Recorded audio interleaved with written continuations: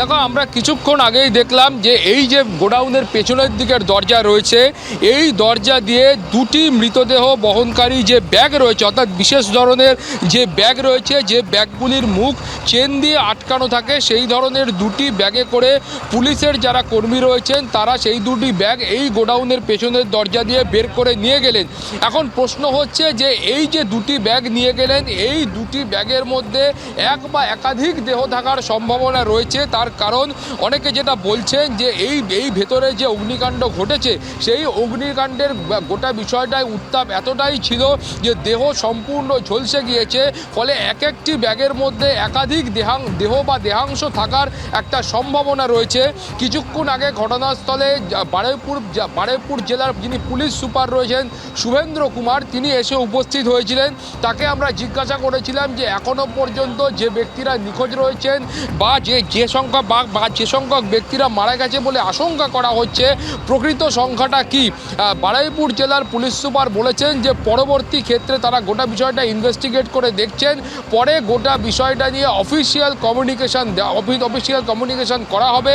কিন্তু এখনই আনুষ্ঠানিকভাবে তিনি কিন্তু কিছু বলতে চাননি।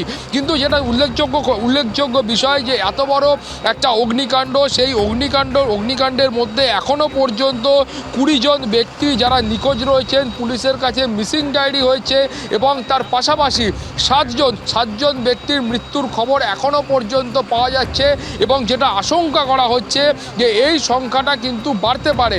এবং অনেকেই যেটা বলছিলেন যে সকাল থেকে যখন এই অগ্নিকাণ্ডের ঘটনা ঘটে তারপর থেকেই কিন্তু এই অভিযোগ সামনে আসছিল যে বহু লোক যারা কাজ করতেন, যারা এর ভেতরে ছিলেন, তাদের সঙ্গে যোগাযোগ করা সম্ভব হচ্ছিল না এবং দীর্ঘক্ষণ ধরে বহু ব্যক্তির যে মোবাইল নাম্বার রয়েছে সেই মোবাইল ফোনও সুইচ অফ করা ছিল।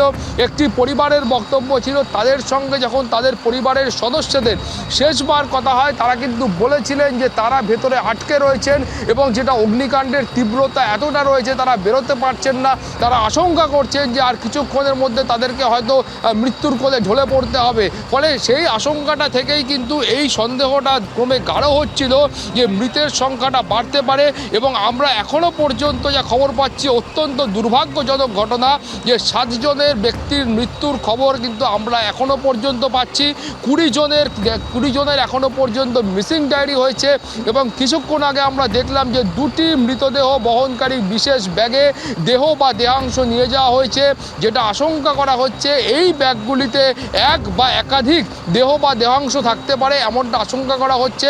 ফলে এখন বারুইপুর জেলার পুলিশের তরফ থেকে বা দমকলের তরফ থেকে অফিসিয়াল কমিউনিকেশনে কি বলা হয়, সংখ্যাটা ঠিক কততে নিশ্চিত করা হয় বা পুলিশের বক্তব্য কী থাকে সেদিকে আমাদের চোখ থাকবে। কিন্তু আপাততভাবে এই যে গোডাউনের পেছনের দরজা থেকে দুটি ব্যাগে করে দেহ বা দেহাংশ বহন করে তারা নিয়ে গেছেন হাসপাতালের উদ্দেশ্যে এবং এরপরে তারা কিন্তু সেগুলিকে খতিয়ে দেখে পরিবারের সদস্যদের ডেকে তারপর তারা এটা নিশ্চিত করার চেষ্টা করবেন যে এখানে এই যে দেহ বা দেহাংশ উদ্ধার হয়েছে তাদের পরিচয় কী। তার কারণ দেহগুলি এতটাই খারাপ অবস্থায় রয়েছে, এতটাই ঝলসে গিয়েছে যে এই মুহূর্তে তাদের কিন্তু পরিচয় নির্দিষ্ট করা বা শনাক্তকরণের যে কাজ, সেই কাজটা করা সম্ভব হচ্ছে না। এবিপি আনন্দ এগিয়ে থাকে, এগিয়ে রাখে।